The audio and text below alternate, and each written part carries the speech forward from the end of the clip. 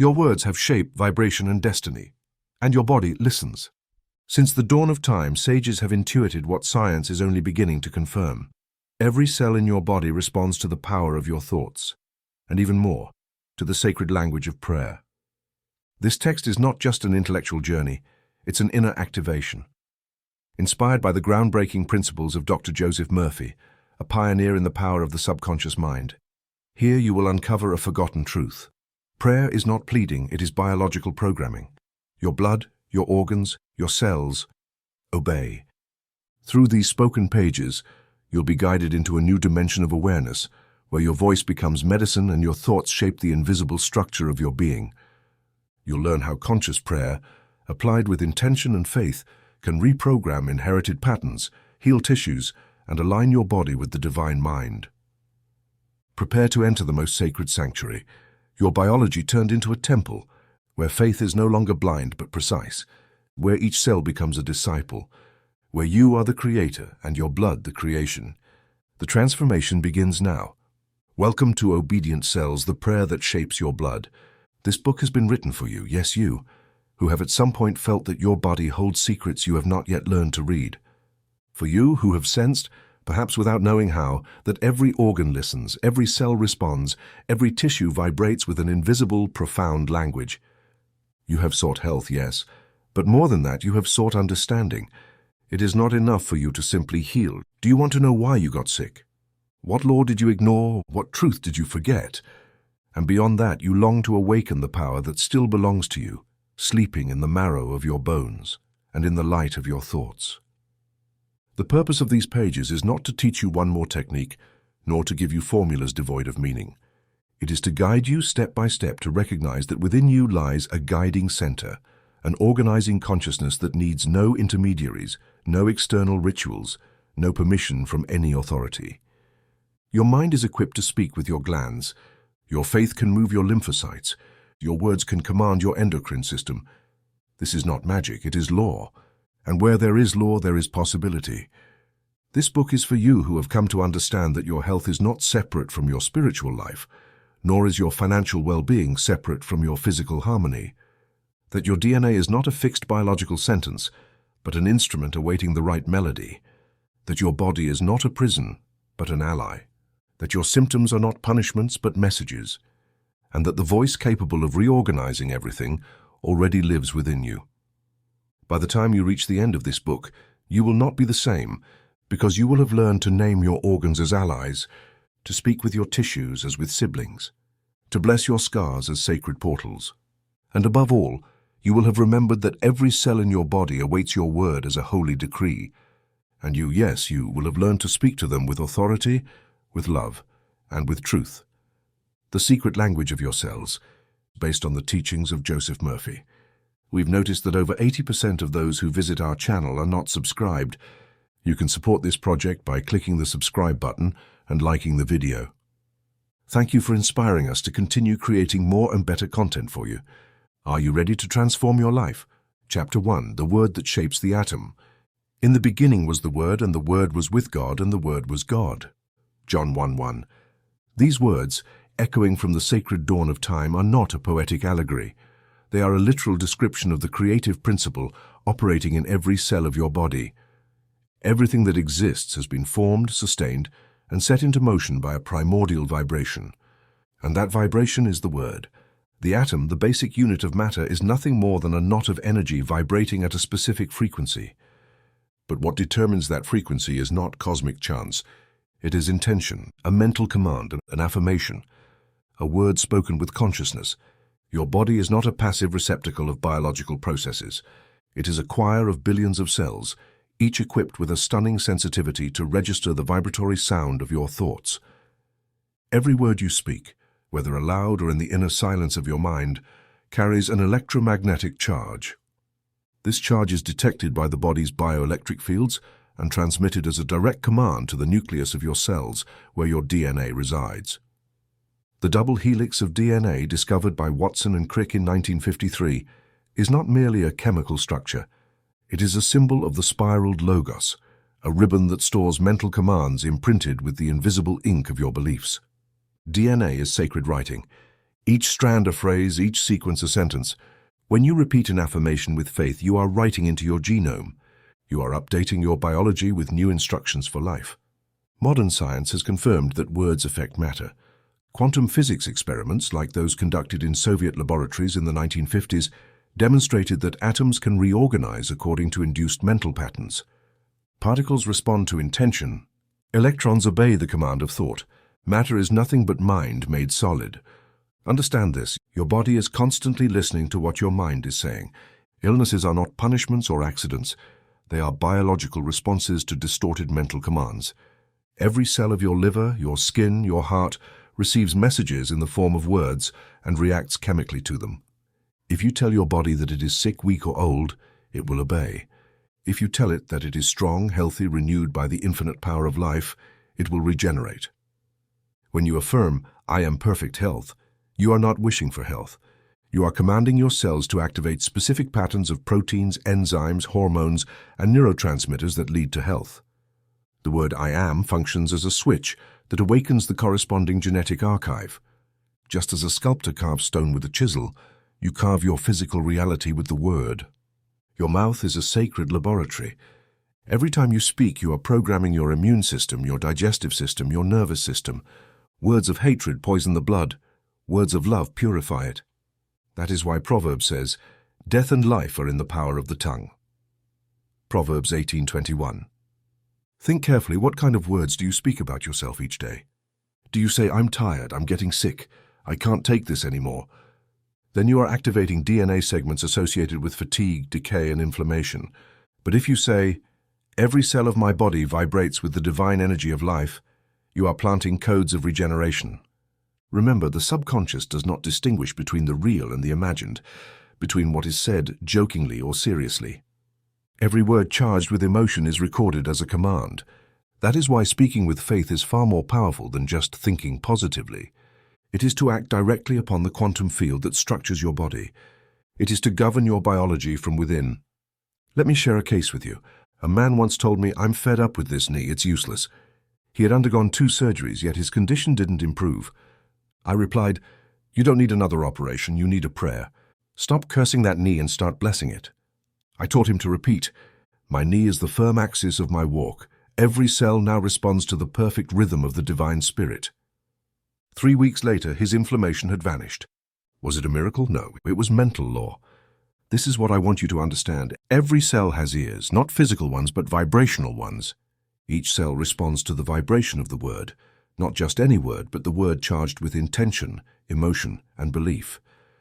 The body does not respond to external noise, but to the inner voice. It is not enough to say, "I want to be healthy." You must speak with spiritual authority and absolute conviction. As Jesus said, "Whoever says to this mountain, 'Be removed and cast into the sea,' and does not doubt in his heart, it shall be done." Mark 11:23. That is not a metaphor. It is a precise instruction on how to reorder your biology. So I invite you to begin today. Start practicing conscious cellular language. Here is your first formula. Master affirmation for today. Every cell of my body obeys the divine word I pronounce. I decree health, harmony, and abundant life in every tissue, organ, and system. The word of God dwells in me and renews my entire being. Repeat this affirmation upon waking and before sleeping. Speak it with a calm yet firm voice. Let it enter your mind like a seed that will bear fruit. Do not worry about immediate results. Your task is to plant, to water, to care with love. The harvest will come by law. Always remember, your word is law for your mind, and your mind is the invisible architect of your body. Use your word with wisdom and reverence. Speak to your cells as you would to faithful workers. They build what you command.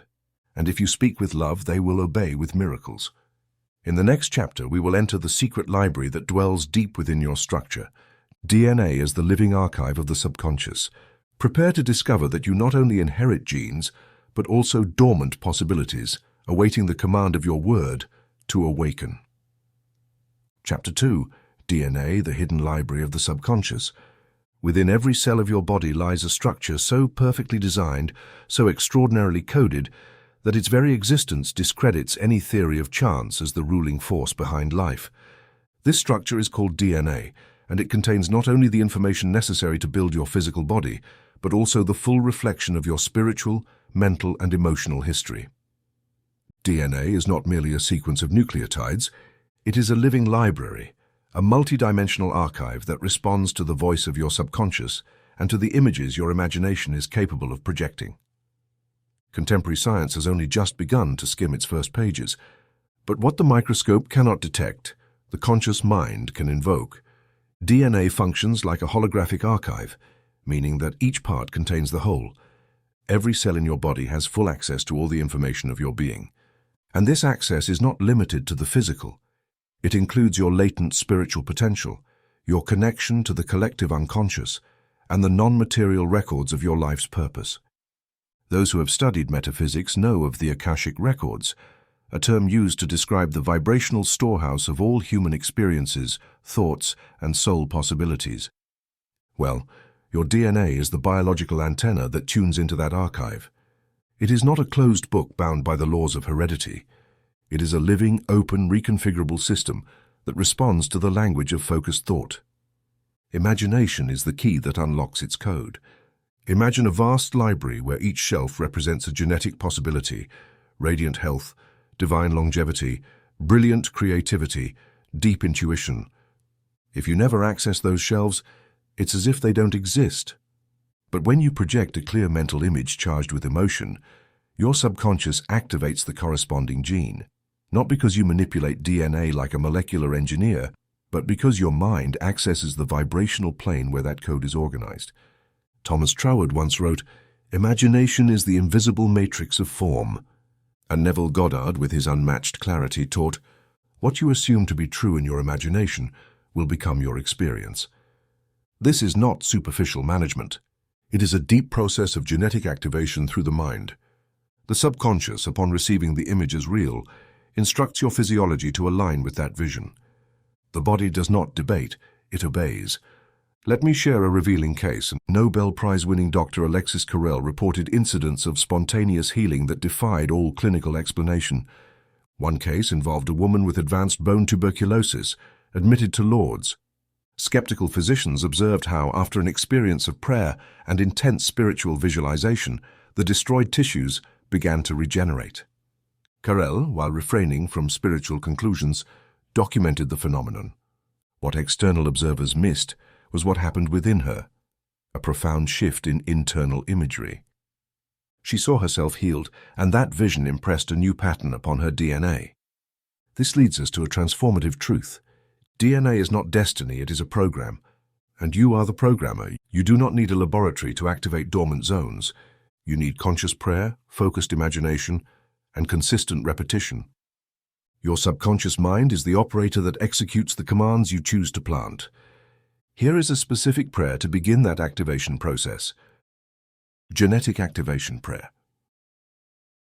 The Infinite Spirit now activates within me all genetic segments aligned with perfect health, divine longevity, and full creativity. My DNA responds to light. Each strand, each code, each cell awakens to its highest function. I visualize my body as the perfect temple of the Spirit, radiant, strong, and renewed. So it is, and so it shall be. This prayer must be spoken with full concentration, ideally in a state of deep relaxation, before sleep or upon awakening. These moments place the mind at the threshold of the theta state, where access to the subconscious is most direct. Repeat it for 21 consecutive days.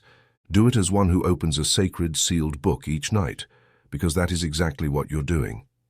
Many ask, can a prayer really change my genetics? The answer is simple. A prayer is not a wish, it is a vibrational command. When spoken from faith and intense visualization, it leaves an electromagnetic imprint on the cellular field. Proteins, the executors of DNA, alter their expression in response to their biochemical environment. And that environment can be changed by your thoughts. Just as a negative emotion can make you sick, a luminous image can heal you. Never forget this truth. The cell hears your soul, but it only understands the language of conviction. If you doubt, the message is diluted. If you believe, the message is engraved. Repetition is the chisel that carves new circuits into your genome. Doing it once is not enough. Consistency is the key. Let's return to the analogy of the Akashic records. Just as a medium accesses past lives, you can access your dormant potentials. You do not need to channel external entities. You only need to channel your own higher self.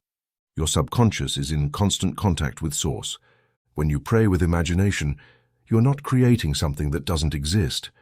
You are awakening a possibility already written in your inner library. Let me give you a preview.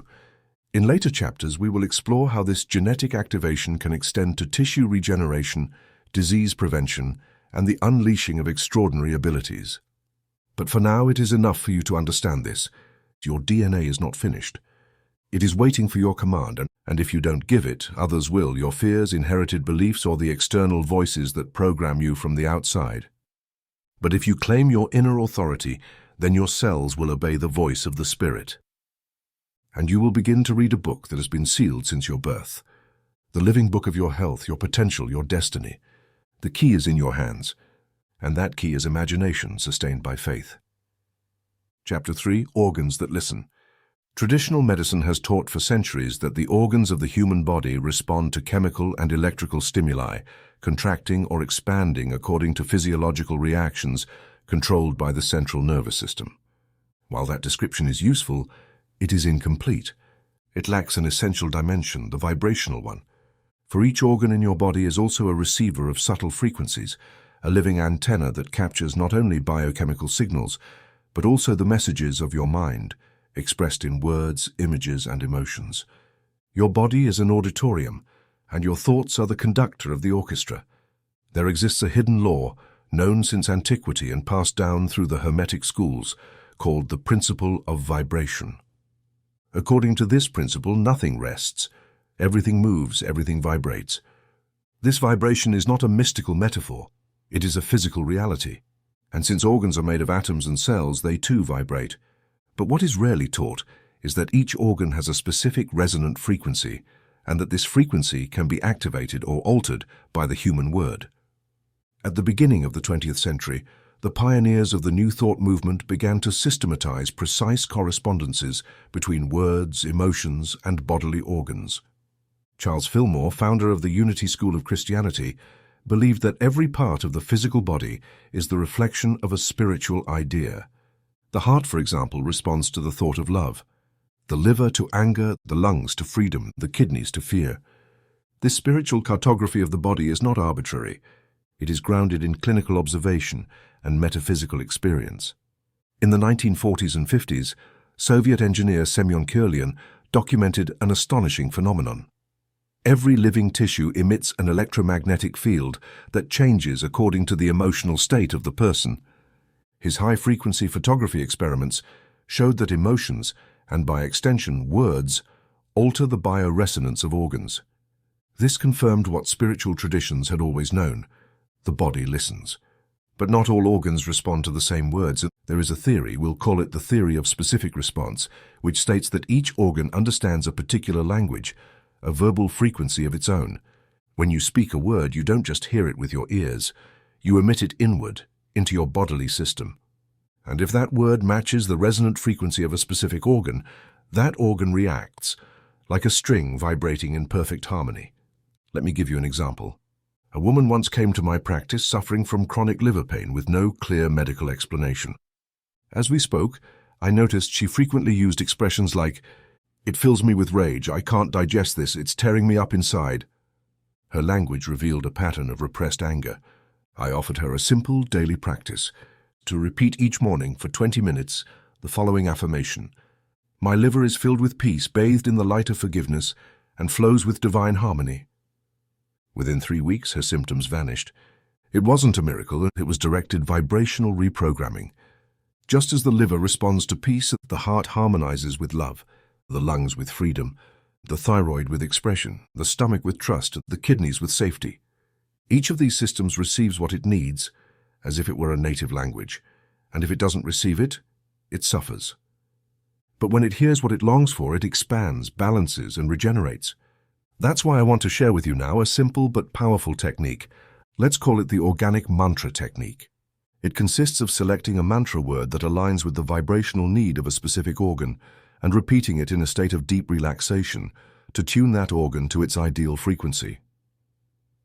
This technique is based on three principles: repetition, emotion, and visualization. Here is a basic chart of correspondences. Organ, mantra word, harmonizing emotion. Heart, love and compassion. Liver, peace and forgiveness. Lungs and freedom and trust. Kidneys is safety, stability. Stomach, confidence. Faith in life's process. Thyroid, expression, self-assertion. Intestines, release, detachment. Brain, light, clarity. Each morning upon waking, sit in silence. Choose the organ you want to work with. Close your eyes, breathe deeply, and begin to repeat the corresponding mantra word, silently or in a soft voice. Visualize that organ bathed in gentle light, vibrating in perfect harmony. Let the word resonate within you as if chiseling a new biological melody. Do this for 10 minutes. If done consistently, you will begin to notice tangible changes: reduction of pain, increased energy, emotional clarity. Remember, you are not engaging in suggestion. You are communicating with your organs in their native language. You are reconnecting your awareness to the energy centers that govern your physiology. Your word, when spoken with intention, acts as a tuner that adjusts the strings of your biology. This is scientific prayer, a word that vibrates with purpose. But let me offer a warning. If you use words of complaint, guilt, or resentment, you are sending toxic signals to your organs. They will still obey, but with destructive results. The heart does not distinguish between an insult directed at another and one directed at itself. It interprets all harsh speech as a signal to react. That's why Proverbs tells us, "A joyful heart is good medicine, but a crushed spirit dries up the bones." Proverbs 17:22. Your body does not get sick by itself. It falls ill when you unknowingly poison it with discordant words. But you can also heal it if you provide the right vibrational nourishment. And that nourishment begins in your mouth, in every word you choose to speak. In the next chapter, we will explore how the word, when sustained by faith, can alter the body's chemistry, its hormones, enzymes, and neurotransmitters. You will see that the mind not only directs form but also function through an invisible alchemy known to the wise for ages and only now being rediscovered by science. Chapter 4. The Chemistry of Belief. There is a hidden laboratory within you, more precise than any scientific facility and more powerful than the arsenal of any pharmacy. That laboratory is called the mind, and its reactions depend not on external chemicals but on internal beliefs. Every thought you hold with conviction, every image you embrace with faith, triggers a biochemical reaction in your body. Just as a medication can alter your hormone levels, your faith can do the same.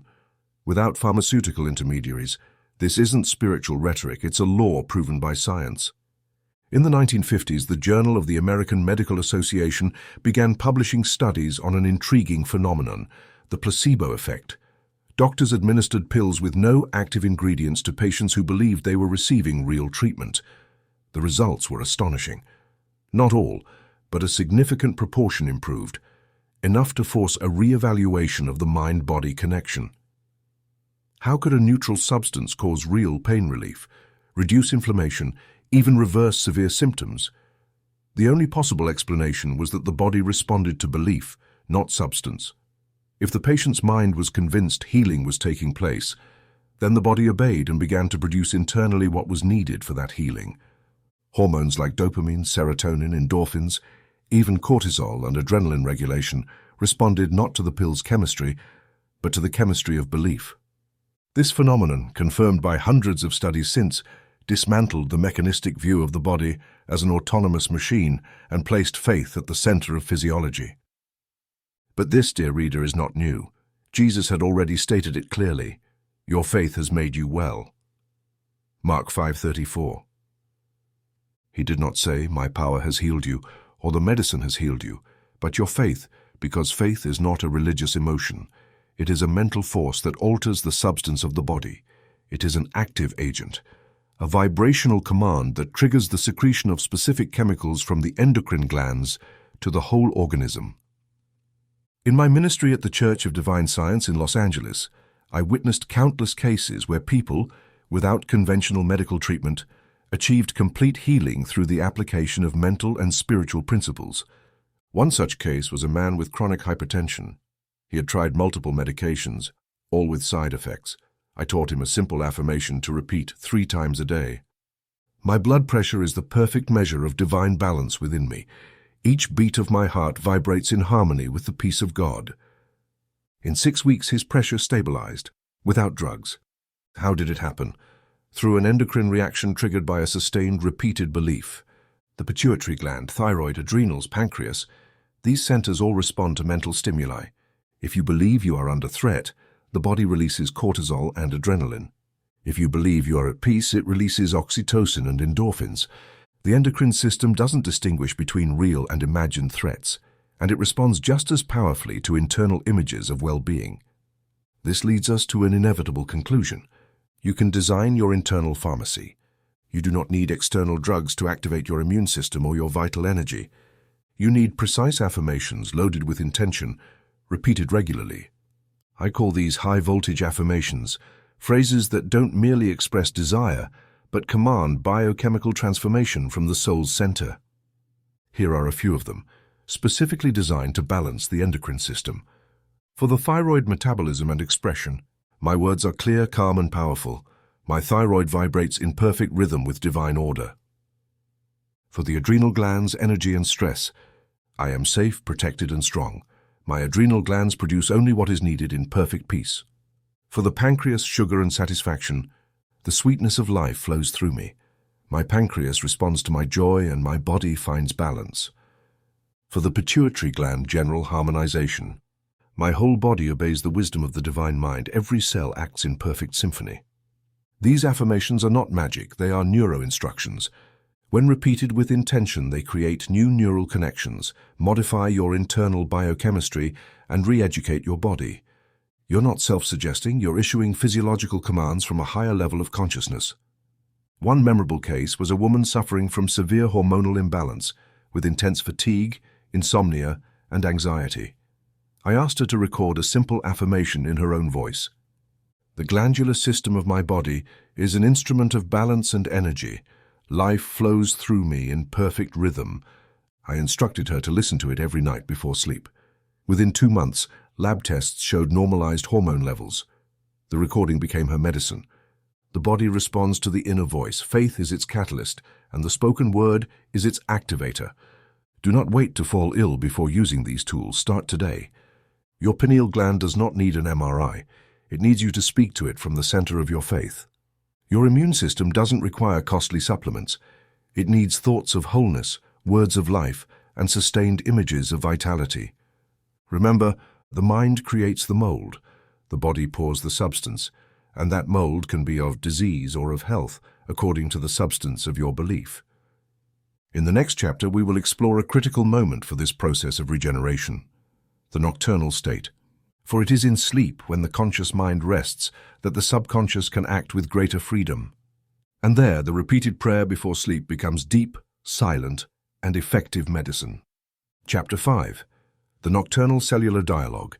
There exists a threshold between wakefulness and sleep where judgment is suspended.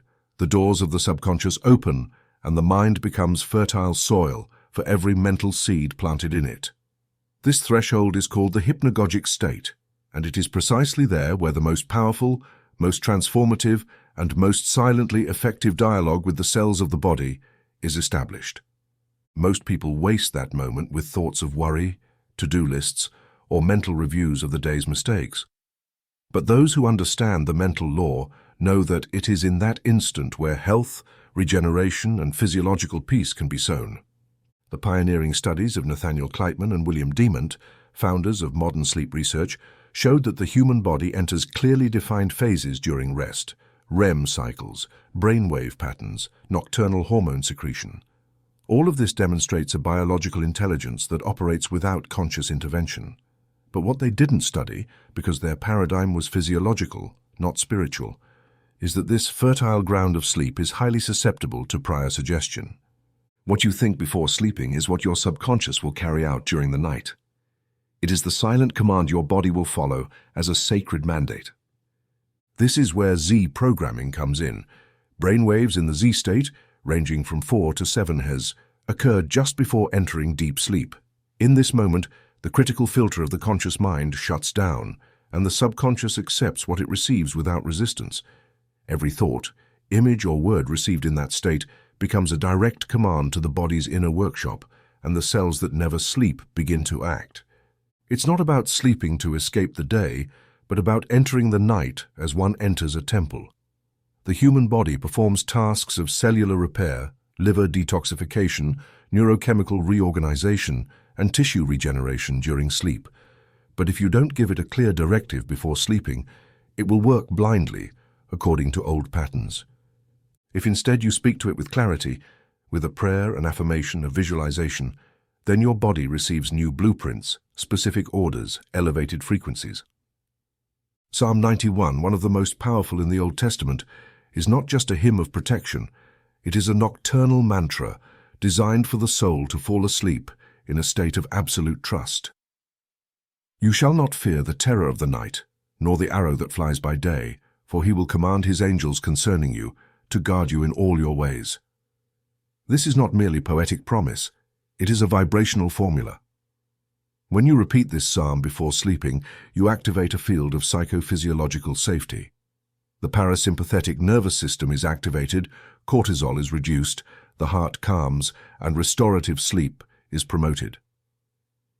Emile Coué, the great pioneer of autosuggestion, taught that repeating simple phrases just before sleep was the secret to changing deeply rooted habits.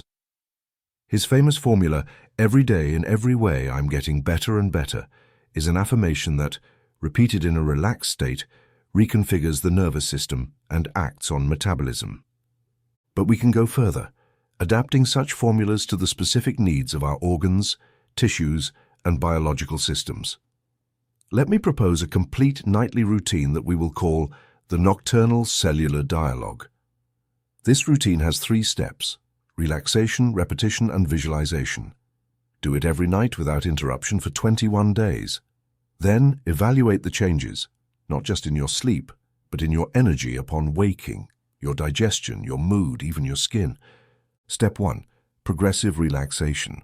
Lie down in silence, close your eyes, and slowly bring your attention through your entire body from feet to head. As you pass through each area, repeat mentally, "I release, I rest, I surrender." This slows mental activity and allows entry into the Z state. Step 2. Gentle repetition. Choose a specific affirmation for the area of the body you want to regenerate. For example, for the immune system. Every white cell in my body is an agent of light. My immune system responds with wisdom, strength, and precision. Repeat the affirmation 12 times, softly or mentally, not with effort, but with reverence. Step 3. Symbolic visualization. Imagine the area of the body in question wrapped in warm, golden, pulsating light. You don't need a precise medical image. It's enough to feel a vibration of order and harmony.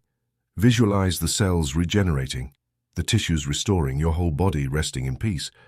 Many ask, but if I fall asleep halfway through, does it still work?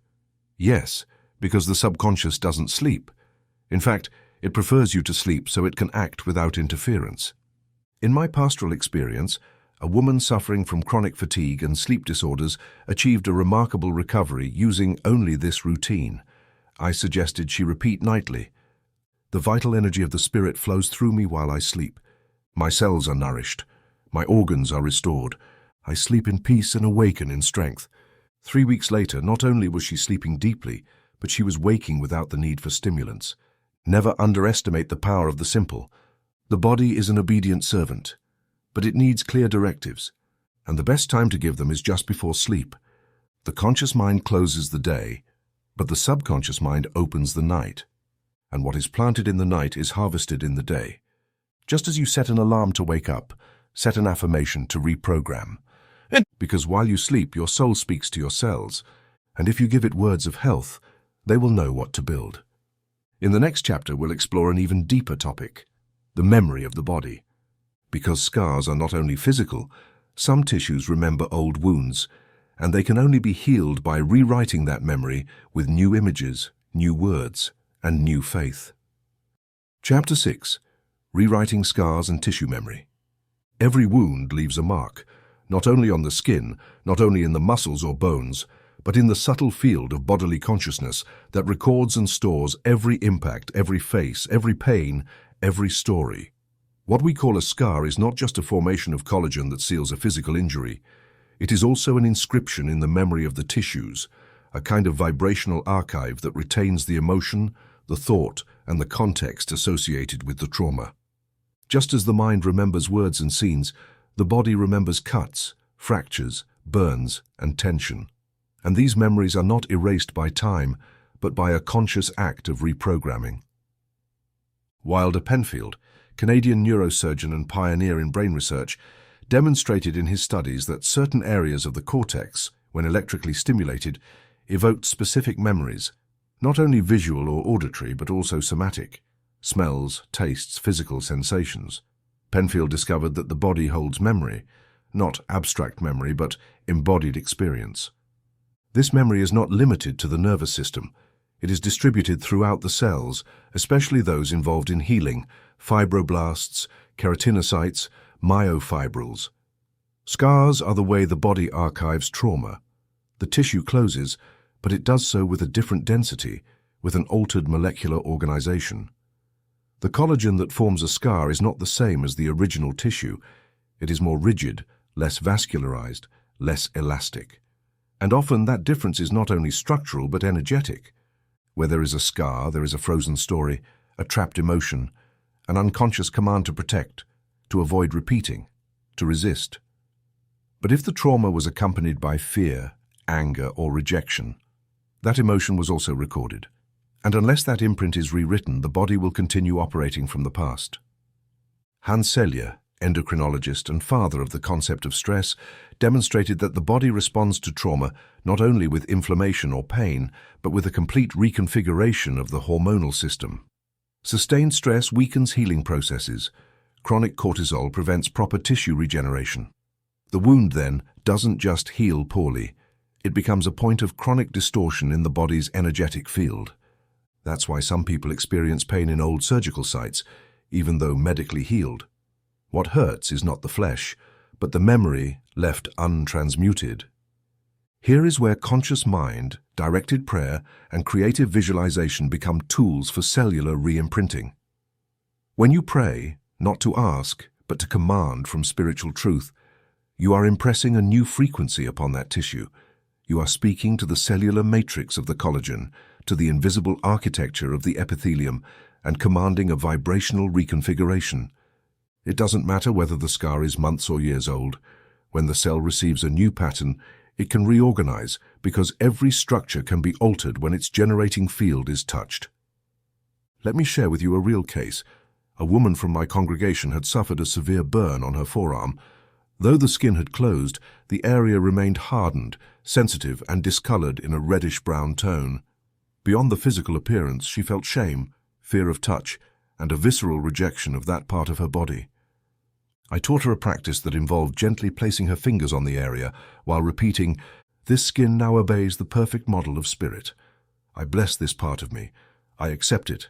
I illuminate it. I renew it." She accompanied the prayer with a simple visualization, imagining white light descending like warm rain over the skin, penetrating into the deep layers, regenerating from within. The practice lasted 5 minutes each night. In 20 days, the texture had changed. In 6 weeks, the pigmentation had lightened. By 3 months, not only was the skin softer, but she felt pride in the once rejected area. A transmutation had occurred, not just physical, but spiritual. This brings us to an essential principle. The skin is an organ of communication, not separation. It is the border between the self and the world, and it holds, like a silent diary, everything you've experienced through contact. Caresses, blows, rejections, embraces, burns, surgeries. Each epithelial cell is also a neuron in potential, recording data, storing history, and every word you speak to it can become a new entry in that diary. It can erase, it can rewrite, it can illuminate. Now I want to give you a specific prayer formula to reprogram scars, whether recent or old. Tissue renewal prayer. Every cell of this tissue now remembers the divine pattern. Every collagen fiber aligns with the perfection of spirit. This skin is new, soft, radiant, alive. I release all memory of pain. I allow love to imprint its form. I am restoration. Repeat this prayer by placing your hand over the area, not with anxiety or expectation, but with serene faith. Do it in silence as one waters a plant. Do it each night for 40 days. Observe without judgment. Give thanks without demanding. The body responds more to consistency than to impulse. Remember, scars are not flaws. They are portals, points where consciousness can enter to heal, where the past can be redeemed, where the mind can intervene with light. You don't need plastic surgery to erase a wound. You need spiritual surgery, where the word is the scalpel and faith is the anesthetic. In the next chapter, we'll talk about the immune system, not as a passive shield, but as an intelligent army that responds to the soul's commands. Because your lymphocytes also listen to your decrees, and when you move them with wisdom, they can conquer not only viruses, but every form of internal discord. Chapter 7. Immune System, Guardians of Truth. In the vast and silent inner field that is your body, there exists a perpetual guard that never sleeps, a force both organized and precise, patrolling each cell, each tissue, each particle with infallible discipline. This army is known as the immune system, but it is not a mechanical collection of white blood cells reacting to biochemical stimuli. It is, in truth, a form of cellular consciousness, a distributed intelligence, an extension of your subconscious mind expressed through lymphocytes, macrophages, interferons, and antibodies. Most importantly, this system obeys your inner voice. Modern immunology. Since the studies of Frank Macfarlane Burnett in 1957 and his clonal selection theory, it has been known that the body distinguishes self from non-self through an incredibly complex system of molecular signals. According to Burnett, lymphocytes possess specific receptors that recognize antigens, and once activated, they replicate to form an army tailored to the threat. But what science has yet to openly acknowledge is that the activation of this system is deeply influenced by the subject's mental state. Numerous subsequent studies, often overlooked by the dominant paradigm, have shown that emotions such as joy, gratitude, and trust raise levels of salivary immunoglobulin and blood lymphocytes, while fear, guilt, and hopelessness weaken immune defenses. This means the emotional voice, expressed through sustained thoughts, mental imagery, and spoken words, modulates immunological activity. And if that voice is conscious, focused, and directed, then the immune system responds with surgical precision. This is where the biblical metaphor of the shield of faith gains physiological dimension. In the letter to the Ephesians, we are told, "Take up the shield of faith, with which you can extinguish all the flaming arrows of the evil one." Ephesians 6:16. This is not a mystical allegory. It is an exact description of the vibrational field of protection that is activated when someone believes, affirms, visualizes, and prays from a deep level of being. Faith is not a passive belief. It is an electromagnetic shield that strengthens immune response, blocks dissonant frequencies, and prevents the entry of pathogenic forms, both physical and psychic. Your immune system does not only fight viruses and bacteria, it also combats toxic thoughts, inherited mental programs, and repressed emotions that have become chronic inflammatory hotspots. When you declare with faith, "I am protected by divine intelligence," each cell knows its function and performs it perfectly. You are activating a field that organizes your internal defenses, not through synthetic chemistry, but through vibrational language, because your lymphocytes understand the vibration of truth. Let me illustrate with a real case. A young man diagnosed with mild immunodeficiency, suffering from constant fatigue, chronic colds, and recurring infections, began practicing a formula I suggested. Each morning upon waking, he would say, "My defenses are legions of light. Each white blood cell is a warrior of love guided by divine wisdom. I am wrapped in a mantle of perfect protection." He combined this with rhythmic breathing and visualization of light surrounding his bone marrow. In less than 3 months, his lab results improved. But more importantly, he no longer felt vulnerable. Yogananda taught that breathing is not just a gas exchange, but a bridge between the physical and the subtle. His technique of rhythmic breathing, inhaling for 6 seconds, holding for 12, and exhaling for 6, not only oxygenates cells, but activates what he called the ether vital, an energetic current that charges cells with pranic strength. When you combine rhythmic breathing with mental affirmations, you are issuing commands to the immune field. You are charging your lymphocytes with intention, and they, like faithful soldiers, obey. Here's a simple, practical immune-strengthening routine you can do each morning upon waking. Step 1. Rhythmic breathing 6-12-6. Do 5 cycles with eyes closed, focusing your attention on the center of your chest. Visualize a white sphere of light expanding with each exhale. Step 2, directed affirmation. Repeat 3 times aloud or silently. My immune system is the perfect expression of divine order. Each protective cell acts with wisdom, strength, and love. Step 3, symbolic visualization. Imagine your lymphocytes as radiant lights flowing through your bloodstream, identifying and neutralizing all that is discordant. You don't need anatomical knowledge, just feel the order, the cleansing, the action.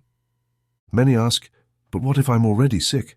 It works just the same, in fact, especially then, because the immune system can be reactivated from the very center of consciousness. You are not battling an enemy. You are awakening a sleeping legion awaiting your call. The book of Psalms says, "Commit your way to the Lord, trust in him and he will act." Psalm 37:5. This is not a call to passivity, but a guide to entrust the higher field of consciousness with the activation of your own inner forces.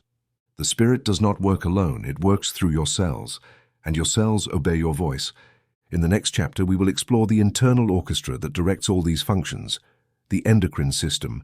We will see how each gland sings a specific note, and how your words can tune that choir to produce health, balance, and clarity. Chapter 8. The endocrine choir. If the human body were a symphony, the endocrine system would be its invisible string section, essential, ever tuning the overall tone of life.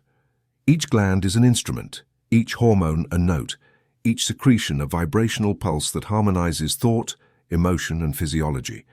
And just as an orchestra responds to its conductor, these glands respond to thought, more precisely, to rhythm, to tone, and to the spoken word.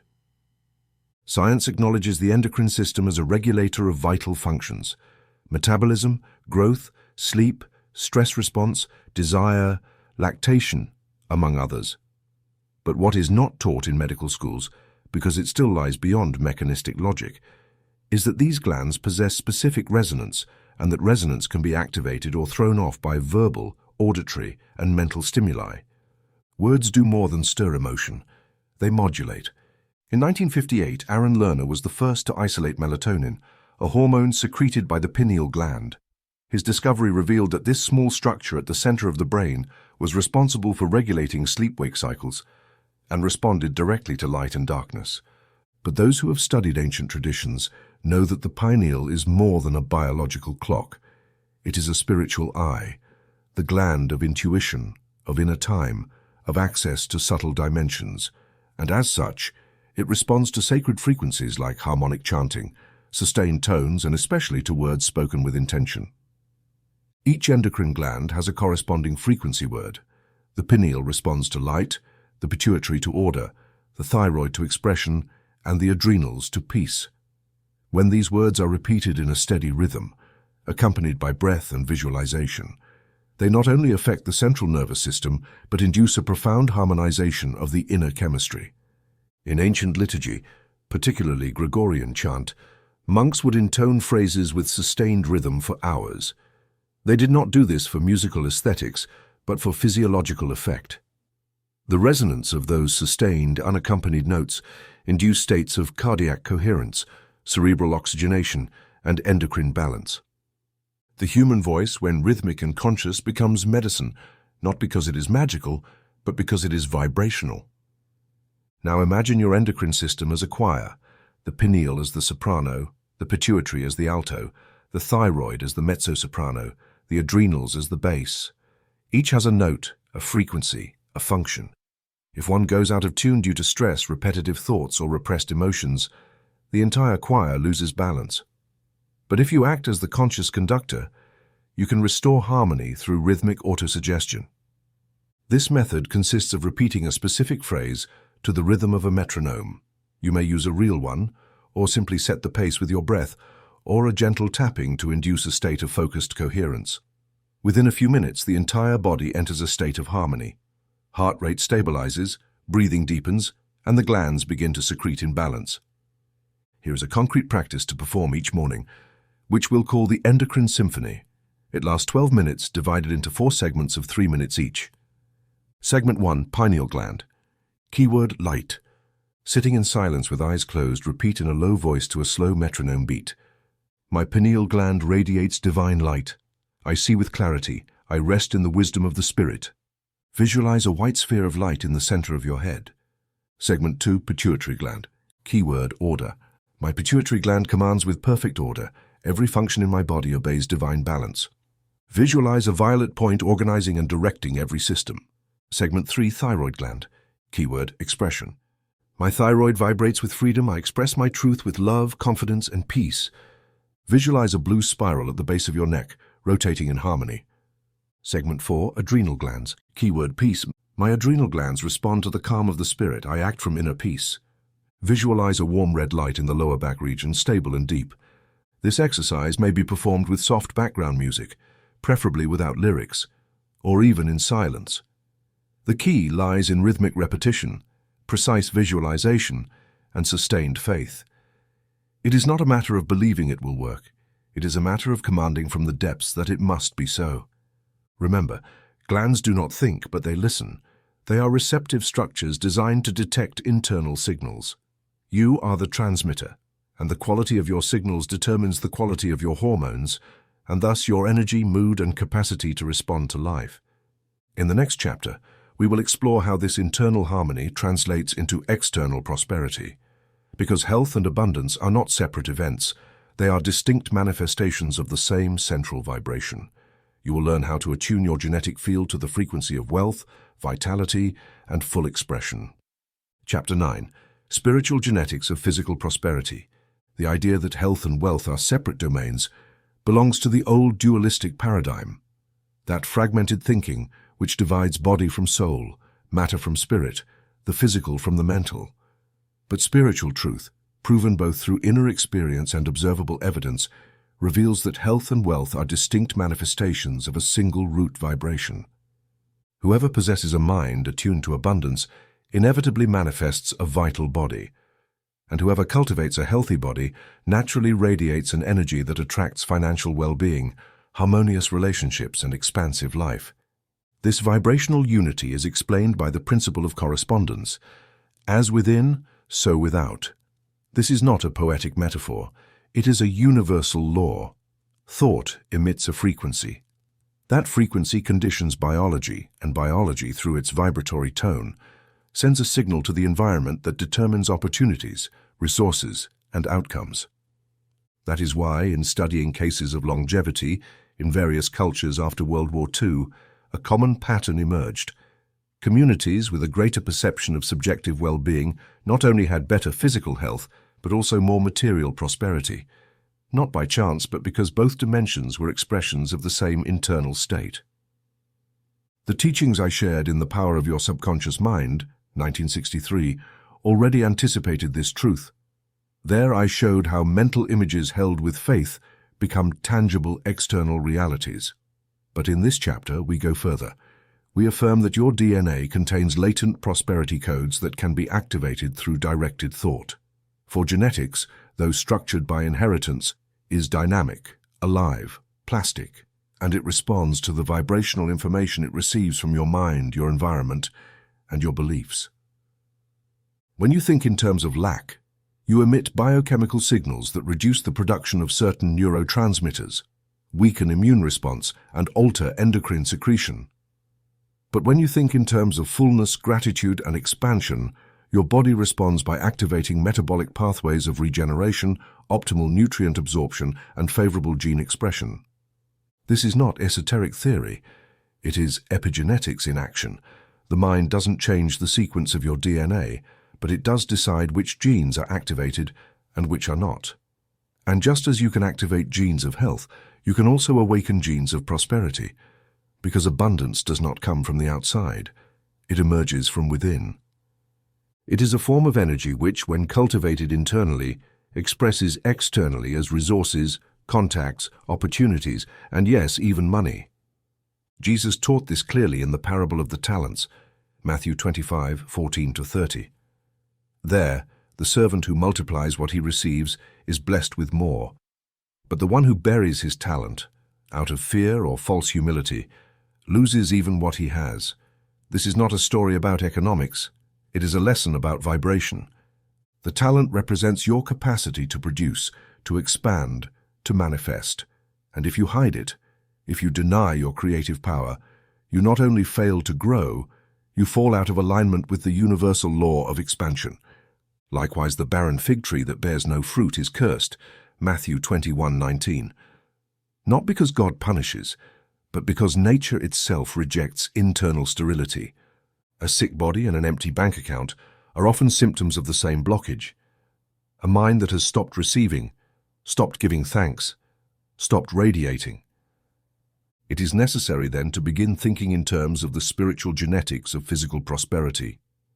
This means accepting that every cell in your body contains a vibrational archive that can be activated through words, images, and emotions.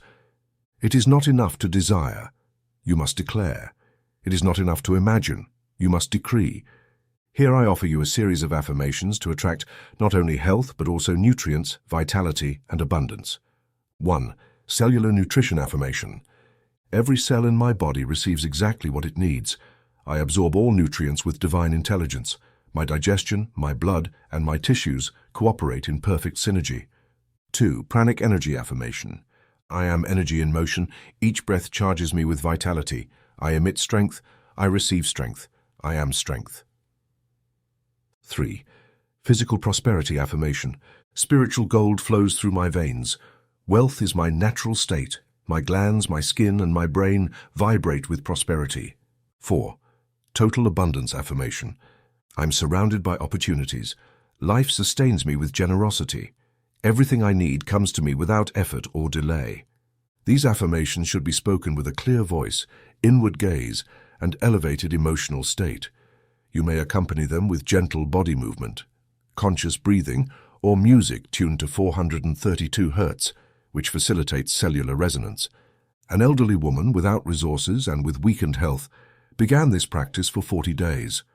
She didn't change her diet or her environment, but she did change her inner vibration. Within a few weeks, she began receiving calls, invitations, unexpected help. Her health improved, her skin rejuvenated, and her financial life, without external intervention, began to reorganize. Because when the internal field changes, everything changes. Prosperity is not an event, it is a frequency, and that frequency is not outside you. It is written in your spiritual DNA. It is only waiting for your conscious activation. In the next and final chapter, we will synthesize these teachings into a practical liturgy, a daily, adaptable, experiential routine that will help you sustain this living dialogue with your cells, your organs, your energy, and your destiny. Chapter 10. Personal Liturgy of Daily Renewal. Every authentic transformation demands a method, a practice, a concrete way to bring the spiritual into the physical, the mental into the cellular, the invisible into the tangible. The human body is a rhythmic structure. Its heart beats regularly. Its lungs follow a pattern. Its hormones are secreted in cycles. And likewise, the mind, when aligned with this rhythm, becomes the harmonic conductor of this internal orchestra. It's not enough to think well once or to pray sporadically. It is repetition that imprints. It is consistency that rewrites. That is why the personal liturgy I propose here is not a collection of random tips, but a discipline of conscious renewal designed to be lived every day, at every phase of the day, and in every circumstance. I call this practice a liturgy, not for its religious connotation, but for its sacred and ordered nature. Just as Ernest Holmes's scientific prayer establishes a sequence, recognition, unification, declaration, acceptance, gratitude, we will apply this principle to biological regeneration, establishing a morning routine, an evening practice, and a crisis protocol. These three phases compose a spiritual triad that stabilizes the mind, reorganizes physiology, and seals the day in high vibration. Morning routine, igniting the system. Upon waking, the mind is in a state of heightened receptivity. Brain waves are still crossing the alpha threshold, and the body awaits instructions. This is where you must plant the first seed of the day. Do not touch your phone, do not read the news. Direct your attention to your body like a farmer inspecting their field. Step 1. Activation breathing. 3 minutes. Inhale counting 4, hold 4, exhale 4, hold 4. Do it silently with eyes closed. This box breathing stabilizes the autonomic nervous system. Step 2. Vitalization affirmations, 5 minutes. Select 3 specific affirmations based on your needs for the day. For example, my lungs absorb light and oxygen with divine perfection. Every cell of my skin radiates health and beauty. Today I am order, joy, and regeneration. Repeat each affirmation 10 times with steady rhythm. Step 3. Visualization of the day. 2 minutes. Imagine your body as a waking city. Each organ is a street, each cell a light turning on. Visualize order, movement, cleansing, and life. Evening practice, seal of rest. At day's end, the body needs release. The mind must clear residues. Physiology begins its repair phase. This is not a time to activate, but to surrender. Step 1. Body scan. 5 minutes. Lie down or sit comfortably. Mentally scan your body from feet to head, giving thanks to each part. Do not analyze, just recognize and give thanks. Step 2. Prayer of release. 3 minutes. Example, all that I do not need dissolves. All that I have experienced finds its place. I rest in the intelligence of my body. Step 3. Night programming. 2 minutes. Choose a key affirmation and repeat it softly as you drift into sleep. For example, during the night, every cell receives the divine instruction for total repair. You can record it in your own voice and play it quietly as you sleep. Remember, the subconscious never sleeps. Crisis protocol, reorienting amid the storm. In moments of pain, fear, acute illness, or emotional turmoil, it is essential to have an emergency formula. Do not improvise. Have it written, ready, and internalized. Step 1. Physical stop. 1 minute. If possible, sit down. If not, pause for a moment. Place one hand on your heart. Step 2. Core affirmation. 2 minutes. Use a brief phrase with high vibrational density. Example, I am center, I am clarity, I am strength. Repeat it in rhythm with your breath. If necessary, write it down 3 times by hand. Step 3. Visual refocus. 2 minutes. Close your eyes and visualize a golden spiral spinning clockwise from the center of your chest. Do not fight the symptom. Order its transformation. Creating your own formulas. It is essential to learn how to craft your own specific formulas for your organs, your cells, your patterns. Do not copy phrases without processing them. Your subconscious responds better to language familiar to you. Use words that connect you, that evoke clear images. The ideal formula has 3 characteristics. Affirmative present tense, no futures or conditionals. Incorrect, I will heal. Correct, I am being healed right now. High vibrational tone, use words of life, not struggle. Incorrect, I no longer have pain. Correct, I feel relief and freedom throughout my body. Symbolic imagery, integrate sensory metaphors. Example, each cell is a spark that ignites my inner vitality. Physiological gratitude journal. To measure your progress and deepen your connection with your body, keep a journal where you record daily. What affirmation did you use? What physical changes did you notice? Energy, digestion, mood? What thoughts emerged during the practice? What gratitude did you feel for some part of your body? You don't need to write extensively. 2 or 3 lines per night are enough.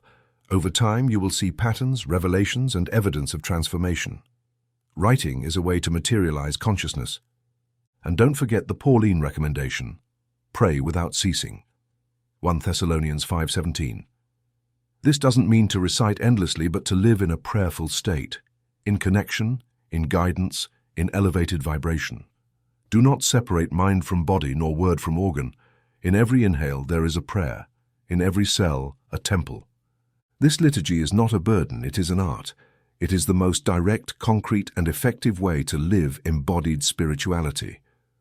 Because you did not come into this world to suffer the body, but to use it as an instrument of revelation.